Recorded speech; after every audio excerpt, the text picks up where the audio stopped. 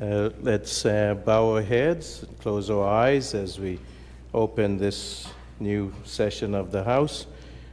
Father in heaven, we thank you for this day which you have brought us to this honorable house. We thank you for the blessings you have bestowed upon us. We thank you for each one as they make it here to deliberate, to make decisions that are in the best interest of the people of Anguilla, that you would open our hearts and minds, give us wisdom and understanding. Those who are on their way, give them traveling mercies. We ask that you be with Mr. Speaker today, that as he presides, that you would give him that understanding, like Solomon, to make decisions that make this house honorable as it stands. Father, we ask these blessings in your name. Amen. You may be seated.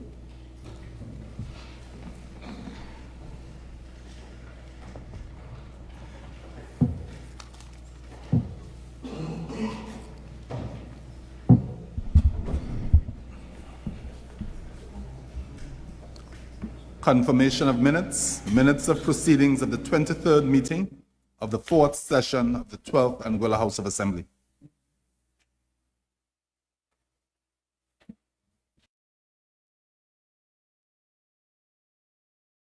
Can a member move for the confirmation of the minutes as circulated, please? Mr. Speaker, I'll confirm the minutes as circulated, just to use your language. Mr. Speaker, I rise a second. It has been moved and seconded that the minutes of the 23rd meeting of the 4th session of the 12th Anguilla House of Assembly confirm as circulated.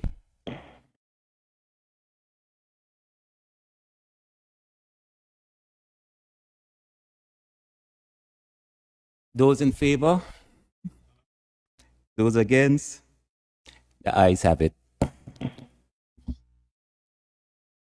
Oath of allegiance to new members. The Honorable Attorney General.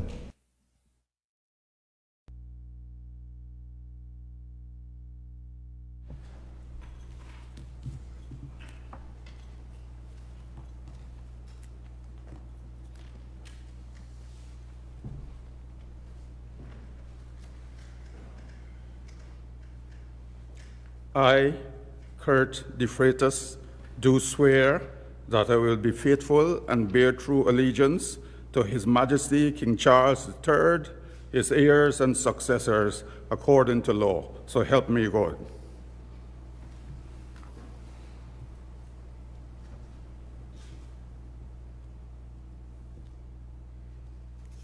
Sorry. That's okay. Thank you, sir. Thank you, Mr. Speaker. The Honorable Deputy Governor Acting.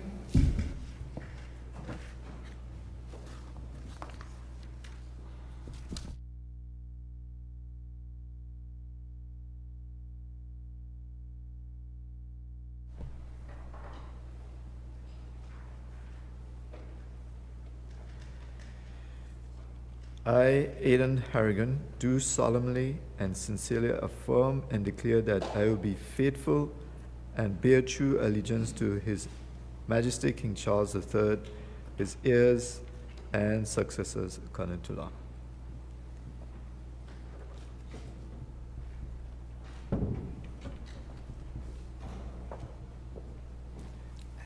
Thank you.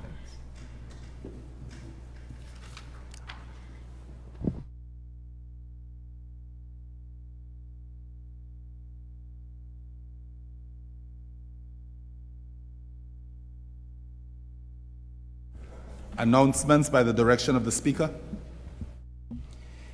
Good morning, everyone.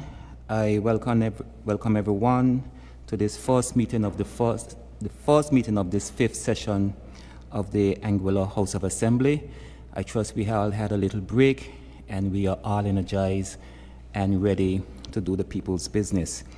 I make apologies for Madam Speaker, who's away on official business. I trust that she is serving Anguilla well. Questions? None. Government statements on recent developments? None. Papers? None. Reports from committees? None. Petitions? None. Government notices? None. Private members' notices? None. Motions? Motion 1 of 2024, 5/12 HOA, for the consideration of government's legislative program. Member for Island Harbour is recognized. Morning, Mr. Speaker. Morning to the members of the House, the clerk, staff, the persons in the gallery, to those listening and watching. The motion 1/2024-512 HOA, consideration of government legislative program. Be it resolved that this House of Assembly has considered the government's legislative program. Mr. Speaker, I rise to second.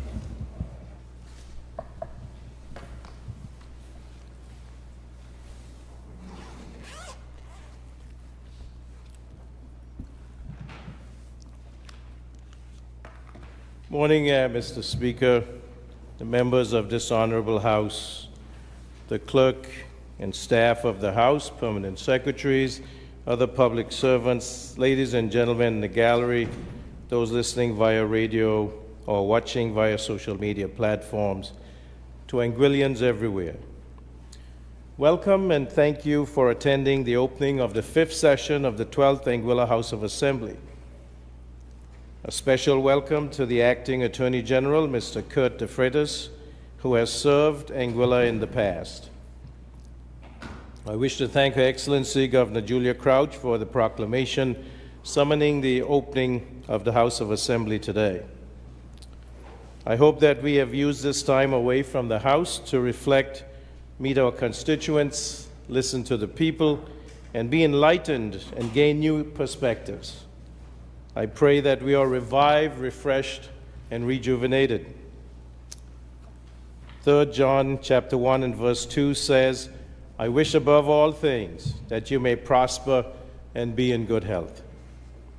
I thank God for watching over us through another hurricane season and protecting our lives, property, and livelihoods. We continue to pray for those in the region and in the United States of America who are recovering from hurricanes, tornadoes, and floods. I'd also like to thank the members of the public service and the statutory bodies for their hard work and dedication, ensuring that the people work gets done. They have not had a raise since 2008, and some work in offices and buildings which are substandard, and that is why there is a comprehensive salary and compensation review pending, and plans for a new central administration building complex. Let me specifically thank the staff of the Attorney General's Chamber for drafting the legislation and regulations which come to this honorable House and giving legal advice on policies, programs, MOUs, and contracts. I wish to thank the people of Anguilla for their confidence and trust in this APM administration and their prayers and words of encouragement throughout the past 4 years.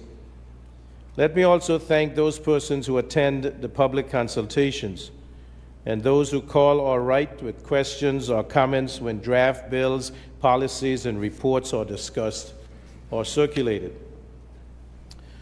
Mr. Speaker, in my opening address following the first year of this APM administration, I stated that the first year could be summed up in one word: survival. Anguilla was going in the wrong direction. We inherited a stagnant economy. Our main industry, tourism, was shut down due to the COVID-19 pandemic. We inherited an empty treasury, no reserves, large deficits, and high, crippling national debt.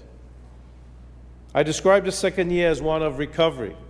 We had orchestrated the return of the hospitality industry, added airlift, including direct flights from the U.S. mainland, made significant improvements to physical infrastructure, built roads, decreased debt, maintained a public service without cuts in salaries or in numbers, provided duty-free concessions on food, fuel, and essential items to control rising costs and manage the COVID-19 pandemic. Mr. Speaker, year 3 of this APM administration represented a revival. Things started changing. People could see a significant turnaround. We strategized, planned, and implemented a well-thought-through and comprehensive set of policies and programs leveraging Anguilla's strengths to lead the recovery, growth, and transformation of our nation. Change could not wait. Today, I affirm that the 4th year of this APM administration is summed up in one word: resilience. Resilience is defined as the ability to effectively cope with adversity and challenges, to rebound from setbacks and thrive. Anguillians have often been described as resilient people, proud, strong, and free. Over the years, we have endured drought, famine, a revolution, a banking crisis, economic distress, major hurricanes, and a pandemic, and emerged stronger and better. Resilience is not just surviving, but recovering and thriving. It doesn't mean you won't have bad days or tough moments, but you have the ability to pick yourself up and carry on. Implied in resilience is that we look out for each other. That is the Anguilla of our forebears, and the Anguilla we are called to preserve, an Anguilla that is more self-reliant, more secure. It is important for countries, communities, and people to be resilient because it helps recovery from difficult events and situations. And you increase resilience when you build better and have reserves to do the things you need to do. Resilience reduces vulnerability. Hurricane Irma and the COVID-19 pandemic presented Anguilla with unprecedented challenges, which forced us to change our mindset and work to adapt and recover from these complex shocks. The fragility of our island and our financial position made it obvious that we needed to change course to become resilient. The capacity to withstand difficulties and recover quickly is not a matter of chance. It is a matter of choice and determination. It is made possible by having revenue and reserves, when you don't have to beg or wait for help, when you build the infrastructure to stimulate and enhance the economy, when people are prepared and ready. The choice we make and who we elect to lead matters. The sacrifices we make in tough times determine how quickly we return to normal. Mr. Speaker, on June 29, 2020, government changed in Anguilla. On June 29, 2020, politics changed in Anguilla. Change could not wait. And when Anguillans voted from Island Harbor to West End, from Shoal Bay to Forest Bay, the majority voted for the candidates of the Anguilla Progressive Movement, 5 votes, 5 votes. And that decision has changed Anguilla for the better, Mr. Speaker. On June 30th, 2020, we were told there was no money in the Treasury. The overdrafts were exhausted at ECCB and NCBA. There were no reserves, and a list of pending obligations, public servant salaries and bills to be paid. No money to cover the unemployed and underemployed benefits, which were a lifeline for thousands of Anguillians who could not work due to the closed borders. The debt to be serviced. We were told that in order to access the 100 million EC dollars for COVID relief, we had to accept the MOU signed by the previous AUF administration and continue the goods and service tax, GST. Now, it has been said that we did not inform the people of the situation we met. Today, I will set the record straight. Let me remind you of my recorded message, which was widely broadcast on the 9th of July, 2020. Fellow Anguillians, let me take this opportunity as your newly elected Premier to thank you for electing the Anguilla Progressive Movement team to take over the reins of government at this time. We find ourselves at a critical juncture in Anguilla's history. We made a promise to you, the people of Anguilla, and we must indeed confess that our first 7 days in office have been both eye-opening and revealing. Over the past 7 days, we have been briefed on the state of affairs in Anguilla. Your newly elected government has inherited a very serious and precarious financial situation. As presented to the ministers and myself by our various technical teams, the government of Anguilla is projected to experience a detrimental revenue shortfall of over 97 million EC dollars. By all indicators, it is evident that this state of affairs was apparent for quite some time, as formal negotiations were fully underway as early as April 2020. This projected 97 million EC dollar shortfall will render the island unable to satisfy its debt obligations and monthly expenditures. In addition, the likelihood of any ability to meet potential revenue targets in the near future is undeniably reduced by the ongoing impact of the COVID-19 pandemic. We wish to officially draw to your attention the fact that the British government, through the Foreign and Commonwealth Office, FCO, has produced a Memorandum of Understanding, MOU, with 16 conditions to support a proposed aid grant of 100 million EC dollars, which is being offered to avert the impending bankruptcy. This MOU has been presented as a fait accompli, as the reality is that it was signed by our past Premier on June 11, 2020, and also signed by the FCO. This has bound Anguilla to the terms and conditions in the MOU in order to receive the $100 million EC in aid. Ladies and gentlemen, I must be frank about our present financial reality. With most of our alternative cash resources consumed by commitments made in the resolution of our banks, we have all but two options: accept the MOU or withdraw and go bankrupt in a week. The implication of the latter will also result in our Constitution being suspended, which can cause serious consequences. At present, the newly elected government is faced with the stark reality that there are limited cash reserves available in the Treasury. It is noted that the cash position of the government of Anguilla depends heavily on overdraft facilities at NCBA and the ECCB. Unfortunately, we have been advised that these overdraft facilities are significantly reduced. Within a 2-week period, debt payments become due, salaries become payable, and the continued functions of the government are placed in jeopardy. Further to this, it is important to note that the British government has sovereign responsibility and contingent liability for Anguilla's debt. The British government is therefore very focused on ensuring that Anguilla can service its current national debt, not just during this period, but also in the long term.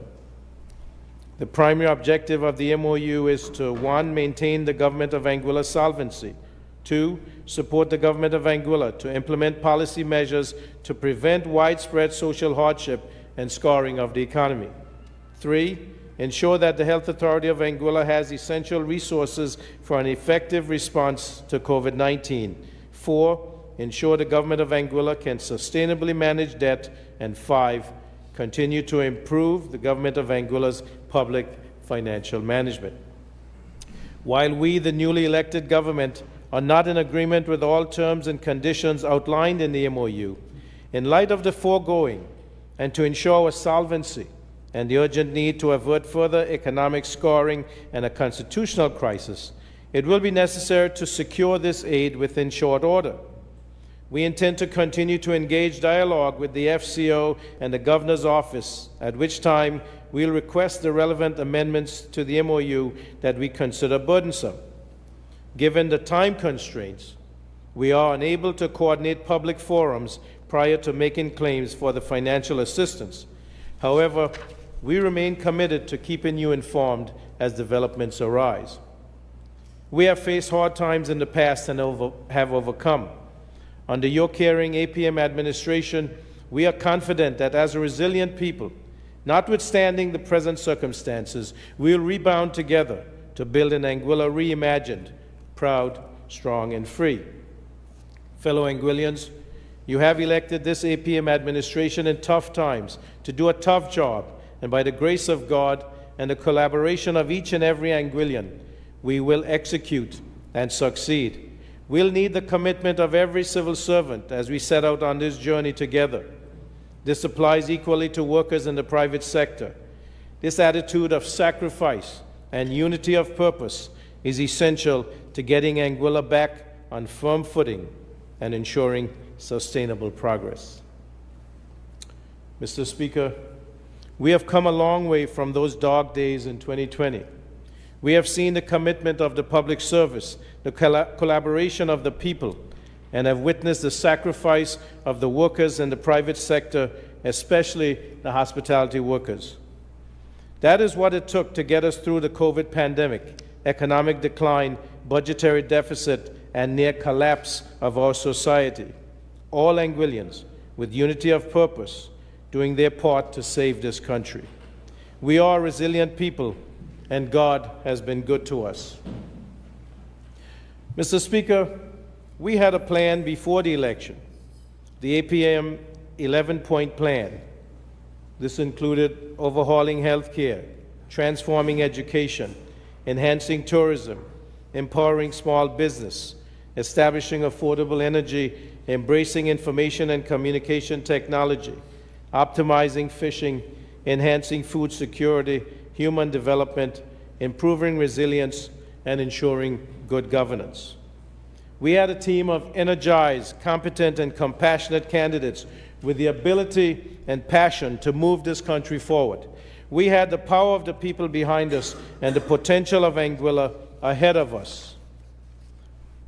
The plan was delayed because we had to stabilize Government of Anguilla's finances, control expenditure, complete a thorough review of each statutory body, and produce specific plans to improve financial sustainability, reduce arrears, and decrease contingent liability. These were some of the 16 conditions agreed to in the signed MOU. And that is why some fees were increased to ensure that the statutory bodies remain solvent. Most of the statutory bodies were spending more than they brought in, including those receiving government subventions. The Ministry of Finance showed you this on September 15, 2020 at the Rodney MacArthur Ray Auditorium. They were increasing debt and arrears and increasing contingent liability on government. They could not balance their budgets without fee increases, even with increased subventions from government. And remember, government was dependent on the budgetary support from the United Kingdom, which was limited and came with a price. The member for Sandy Hill knew that. The member for West End knew that. The nominated member, Deputy Speaker, knew that. They didn't do anything about this when they were in government, allowing it to get out of hand. Yet they complain about this administration raising 18 sets of fees when they dropped the ball and almost collapsed this country. Leadership matters. Their record matters, Mr. Speaker. And thank God, Anguilla's financial position has improved, and we are now able to implement the APM plan, and we are making steady progress to the Anguilla Reimagined. Mr. Speaker, after 4 years, there are many accomplishments and several projects and policies in progress which are fulfilling the APM plan. Senior Shield, which provides free health care for persons 70 years and older through the Department of Health Services. This is being expanded to include Anguillians requiring dialysis and those with severe disabilities. Also, Junior Shield, which will provide free health care for children under 5 years old. Transitioning the Health Authority into the Department of Health Services for better oversight, accountability, and healthcare delivery, as well as the Water Corporation of Anguilla transition into the Department of Water Services for financial stability and sustainable water service. The improvements may not be happening as fast as we'd like to see it, but it takes more than 6 months to unravel 20 years of mismanagement and to change priorities. Mr. Speaker, education plays a transformative role in any society and serves as a catalyst and an instrument to reduce poverty, to contribute to individual well-being, and to enhance the development of the country. We are committing to education, innovative learning scholarships, including digital training scholarships and skill training. We are committed to building a TVET center at Campus Q and supporting the Anguilla Community College. The Minister of Education is taking steps to implement the comprehensive and timely recommendations of the Education Task Force. Mr. Speaker, we continue to enhance tourism by improving access to Anguilla through the modern Blowing Point Ferry Terminal, building a modern airport terminal, and extending the airport runway led by the Minister of Infrastructure and Tourism, who is also committed to paving the road network. We are protecting small businesses and local entrepreneurs by reserving specific businesses for Anguillians, which I will list later. We continue to improve and approve customs duty concessions and GST exemptions for some new businesses, in addition to the fishing, farming, and manufacturing sectors. Also, the Anguilla Development Board is offering low-interest loans to persons to start new businesses or expand their current businesses. The Minister for Sustainability, Innovation, and the Environment has introduced several initiatives to improve food security and offset food imports by providing greenhouses, shade houses, and water tanks, building an abattoir and egg hatchery, funding a fish processing plant to test and process fish and lobsters for local use and export, and directing the Department of Fisheries to establish fads for local fishers. And for the non-fisher folk, these are fish aggregating devices which are anchored out in the ocean to attract little fish, which then attract bigger fish. The Parliamentary Secretary tasked with sports, youth, and culture is engaged in sports development to assist athletes and improve sports facilities, including the lease of land for a drag strip for the Auto Racing Association and redevelopment of the James Ronald Webster Park. He also plays an integral role in food security and renewable energy integration. Mr. Speaker, this administration understands the importance of reliable energy, and the rising cost of electricity is cause for great concern. Up to this point, we have provided electricity subsidies of 3,000 EC dollars per household and made the first 130 kilowatt hours of electricity per month zero-rated for GST. We are paying Anglec 10 million EC dollars owed by the former Water Corporation of Anguilla to ensure that Anglec remains a viable asset for the people of Anguilla. We are collaborating with Anglec on a request for proposal for alternative energy to decrease the cost of electricity and the cost of living. Mr. Speaker, we believe in taking care of our people. This is demonstrated by the introduction of a minimum wage by the Minister of Home Affairs, payment of deferred salaries to public servants, reversal of pay cuts to public servants, providing food vouchers to the elderly, increasing public assistance to vulnerable families, and making the labor laws benefit our people. Minister Hodge is also exploring a private sector pension scheme so that our hospitality workers and others have a pension after they have worked for decades to contribute and build this country. Yesterday, we cut the ribbon for the Joint Emergency Service Control Center, which was developed in response to the recommendations from the Gun Crime and Violence Committee to track, monitor, and improve response time for police and emergency personnel.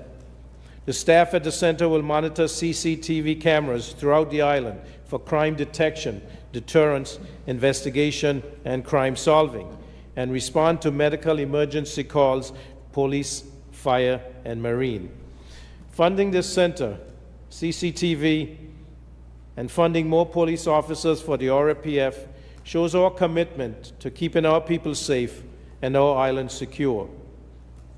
Mr. Speaker, many of the projects and policies are possible because we implemented the second phase of the goods and service tax in July 2022. As you are aware, the first phase was implemented by the Anguilla United Front on the 1st of October 2019. And we can continue these projects, adopt new policies, and fund more programs because of the additional revenue from the .ai domain name registration. Thank God for the Internet, which assigned Anguilla.ai and the artificial intelligence revolution. This revenue will also allow us to set up a national development/wealth fund to allow further human development and infrastructure projects and to build reserves. Mr. Speaker, the theme of the 2024 budget is Anguilla's blueprint, harnessing technology, empowering tomorrow's leaders, and building the future. This encapsulates our drive towards integrating technology into our society, our commitment to nurturing and empowering our inspired youth, and our firm resolve to build sustainable infrastructure projects that will serve as pillars of economic prosperity. In the words of the philosopher Claude Gumbs, as concrete pours, the country grows. The budget signaled a brighter future for Anguilla. It demonstrated our aspirations for a technologically advanced and resilient society, capturing the potential of the .ai domain name. Anguilla can become a hub for artificial intelligence companies, and we are currently undergoing a digital readiness assessment by the UNDP, United Nations Development Program, to outline our capabilities and identify opportunities. The redevelopment of the Clayton J. Lloyd International Airport is the key project to stimulate economic growth in Anguilla, which, along with enhanced food security and expansion of the fishing industry, will lead to economic resilience. Mr. Speaker, in the past year, we passed several pieces of legislation, including GST Act amendments, which added to the list of exempted services and sectors. Faced with increasing gun crime and violence, we passed laws and amendments which made it tougher on criminals for gun-related crimes. We approved several motions, including waiving customs duty on food and essential items, waiving duty for churches, charities, and small businesses, and exemption of excise tax on gasoline. These were all efforts to reduce cost of living and decrease expenses.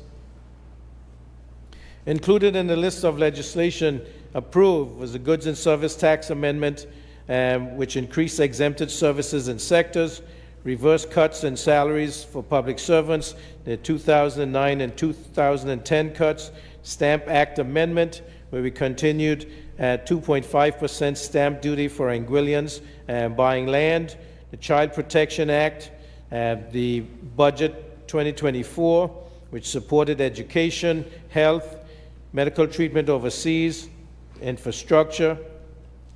And due to increase in gun crime and violence, we had the Bail Act Amendment, the Criminal Code Act Amendment, Firearms Act Amendment, and Electronic Evidence Act.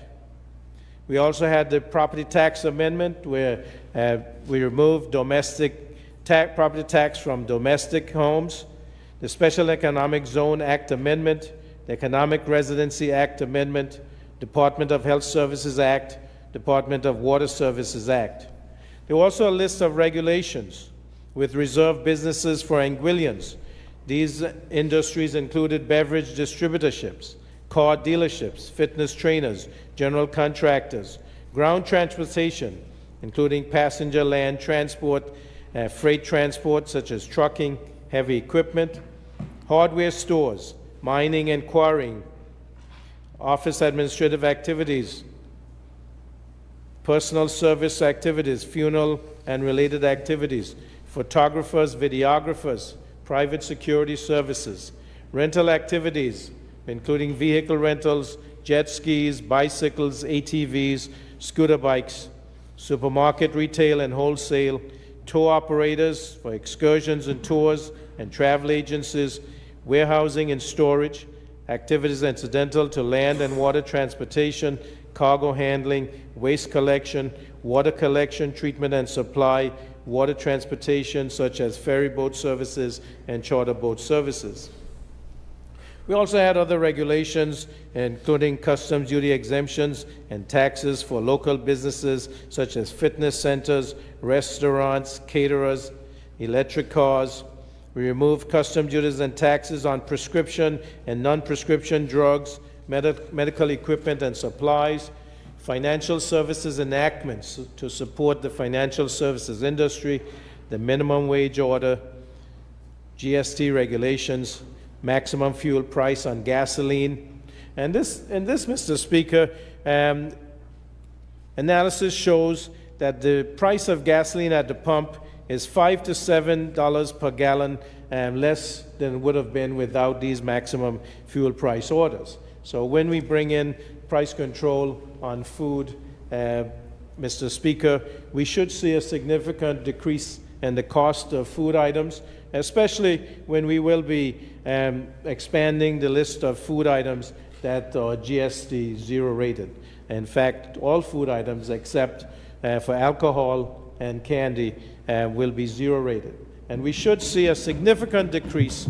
Otherwise, there will be penalties, Mr. Speaker. We also did regulations for electricity subsidies, food vouchers, MOUs, and each MOU having a social project attached. We know we have the Lansing Bowl Cultural Center, the IT lab at the Vivian Vanderpool Primary School, the Business Incubator Center, the MRI machine at the hospital, school feeding program, Project Inspire, the Blowing Point basketball facility, and coming will be the Island Harbor Boardwalk and the Island Harbor basketball court roof, among other social projects which are attached to MOUs, Mr. Speaker. Mr. Speaker, this year we have a consequential legislative agenda which I will outline, and that should be available to all the members. The Appropriations Act 2025 of 2024, which is the budget, which will be coming in short order. The Goods and Service Tax Act amendment, which will include all food items except alcohol and candy, to add to all the other food items and essential items which are zero rated for GST and exempted. Glasses, frames. We did cover eyeglasses, but the frames themselves we now will add in, Mr. Speaker. Public Procurement and Contract Administration Act amendments to speed along the procurement process.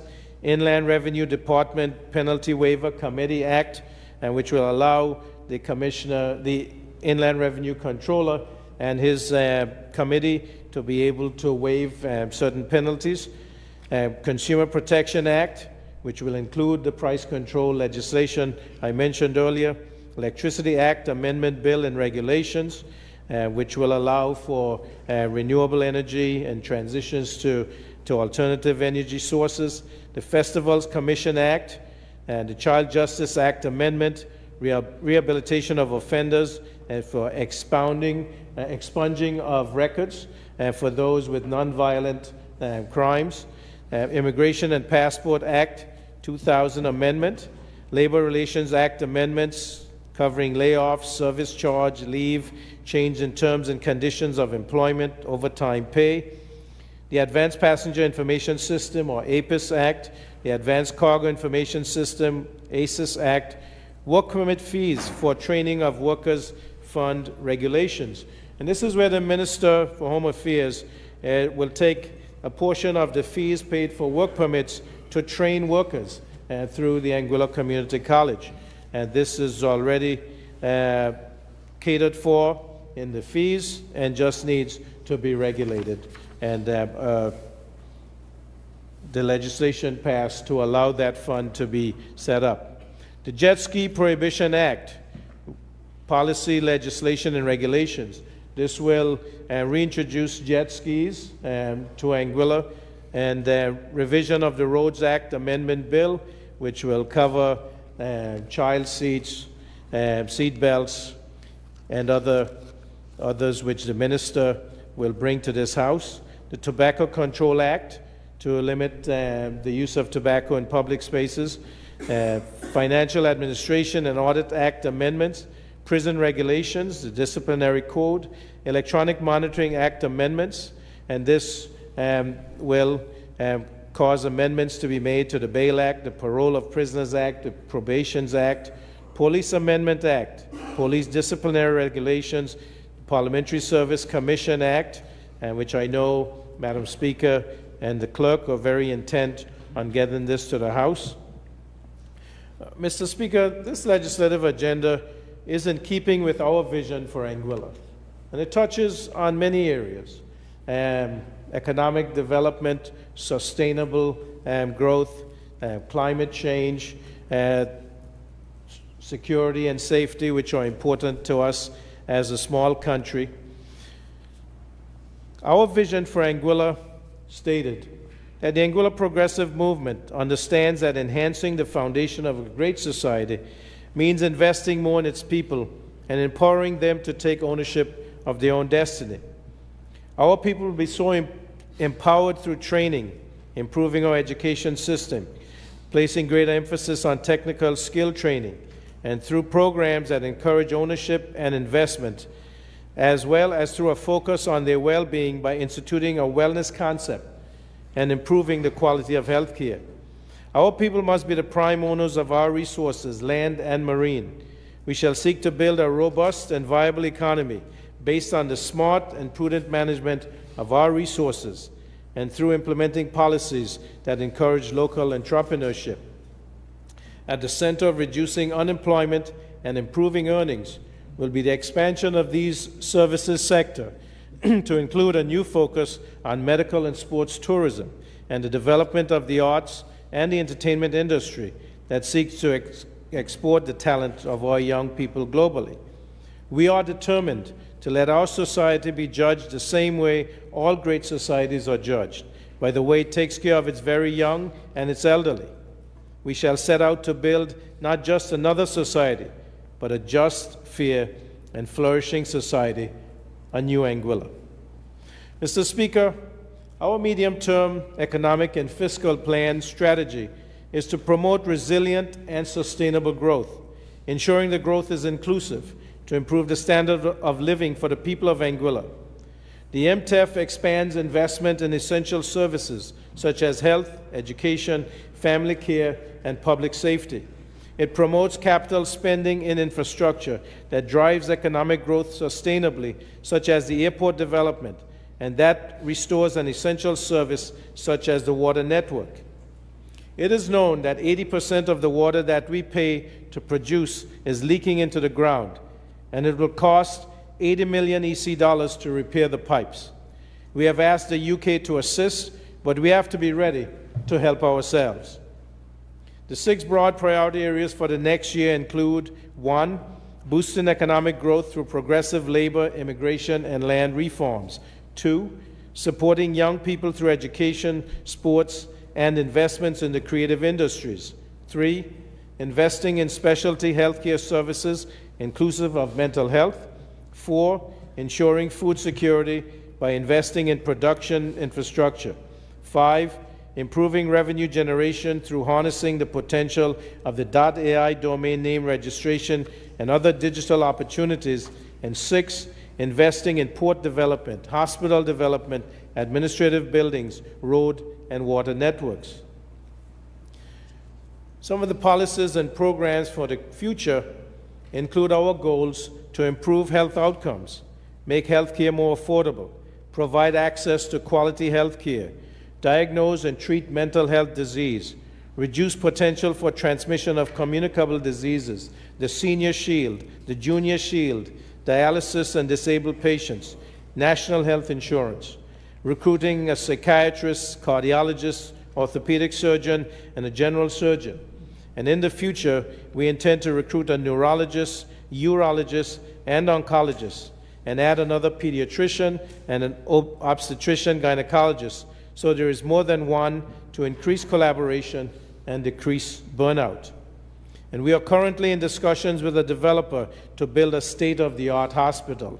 This is our intent, to make healthcare accessible, affordable, and quality in Anguilla. We are also committed to youth development through sports, education, and entrepreneurship.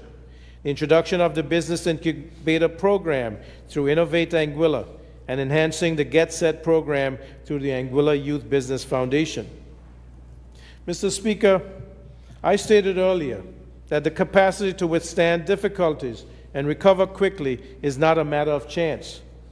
It is a matter of choice and determination. The choice we make in who we elect to lead matters.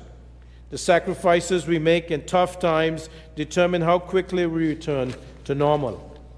And so lest we forget, the Leader of the Opposition and member for Sandy Hill, Cora Richardson Hodge, the member for West End, Cardigan Connor, and the single island-wide member, Jose Vanterpool, were in government before. And they were there. And no matter how much they pretend and try to bamboozle and separate themselves from the former premier, they were there, and the decisions they made matter.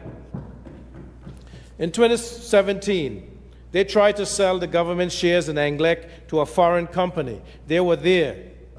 On June the 4th, 2018, they approved a plan to impose the GST in Executive Council. They were there, Mr. Speaker. On October 1, 2019, they implemented the first phase of the GST. They were there. And when Premier Victor Banks signed the MOU on June 11, 2020, to continue to progress the other phases of the GST by January 1, 2021, they were there also. On June 30, 2022, when the GST Act amendments for zero-rated items and exempted services were presented in the House to help the people of Anguilla, they were not there. They were present, but voted against the measures to help the people of Anguilla. And when other exemptions were brought to the House, such as locally produced water, water from the Water Corporation of Anguilla, bicycles, bicycle parts, and other items, again they were not there. They walked out, Mr. Speaker. But who was there for the people of Anguilla? Single Island-wide member Kenneth Hodge, the member for Valley South, Deanne Kentish Rogers, Single Island-wide member Quincy Gums Marie, member for Road South Hayden Hughes, member for Road North Merrick Richardson, and yours truly, the member for Island Harbor. We were there, and we are still here, Mr. Speaker, looking out for the well-being of the people of Anguilla and the best interests of our beloved Anguilla. We can't go back.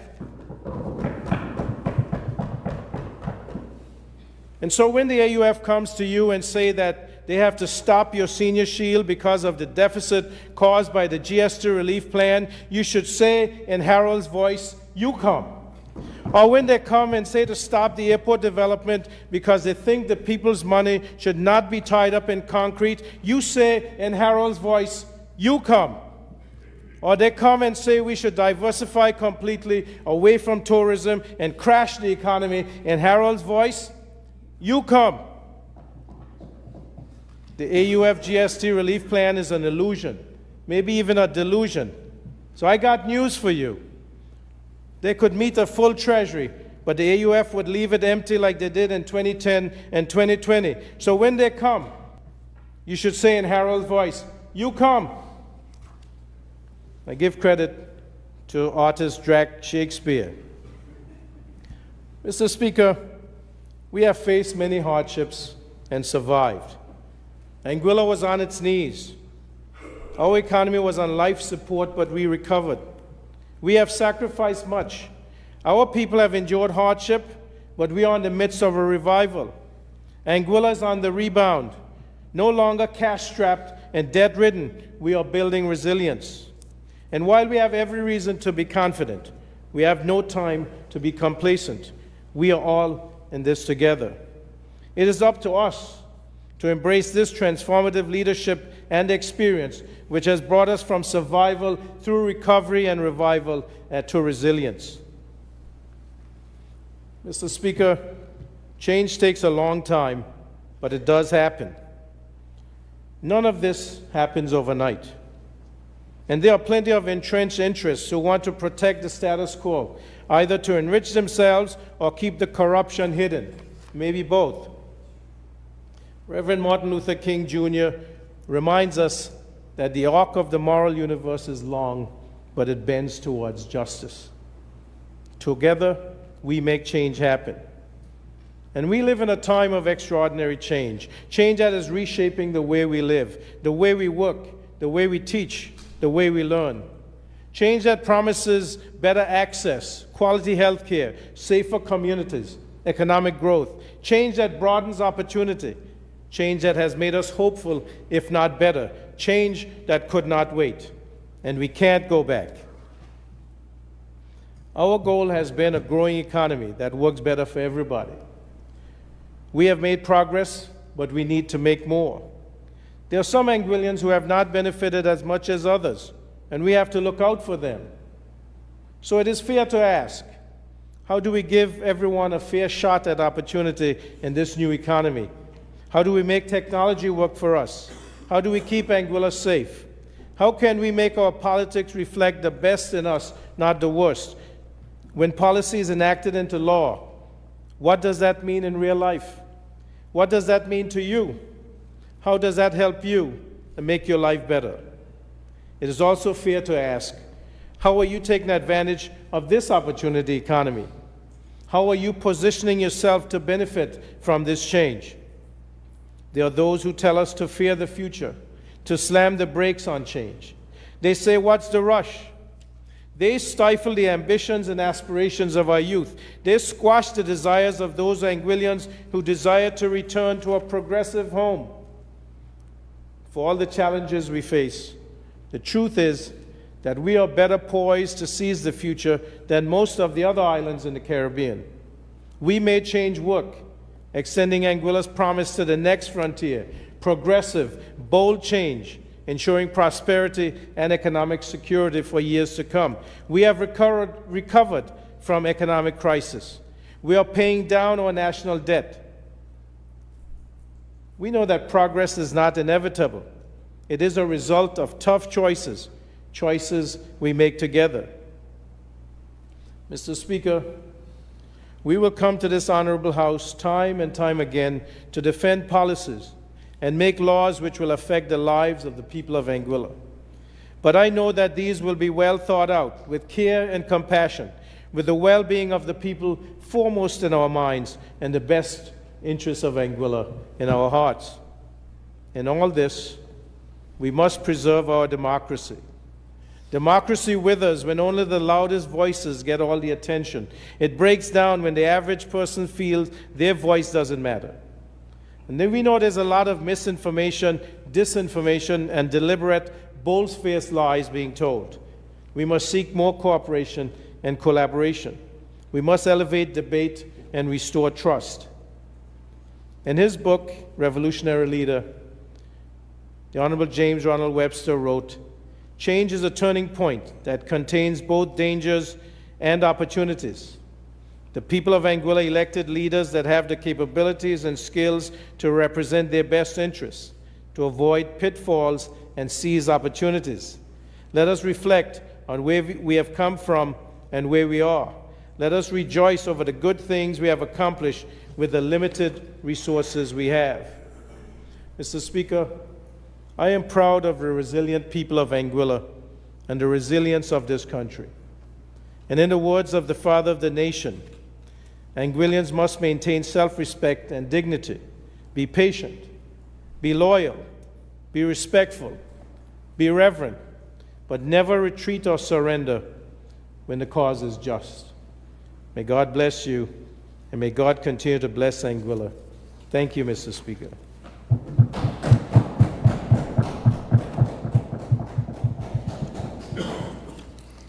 Thank you, Member. Rule 13.3 makes provision for the Leader of the Opposition to respond at the next ordinary sitting of the House.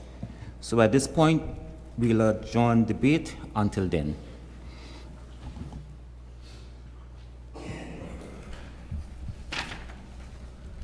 Personal explanations, none.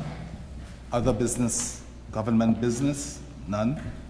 Private members' bills, none. Private bills, none. Other orders of the day.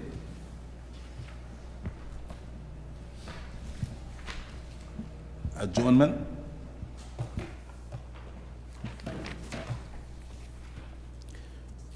Thank you, Mr. Speaker. Mr. Speaker, I rise to beg that this honorable House be adjourned until Tuesday, the 12th of November, 2024 at 10 a.m.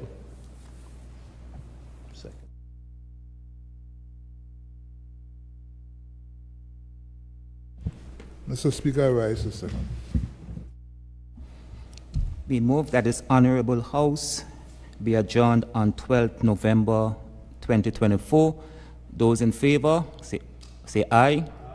Those against, say no. This honorable House is adjourned until 12th November 2024 because the ayes have it.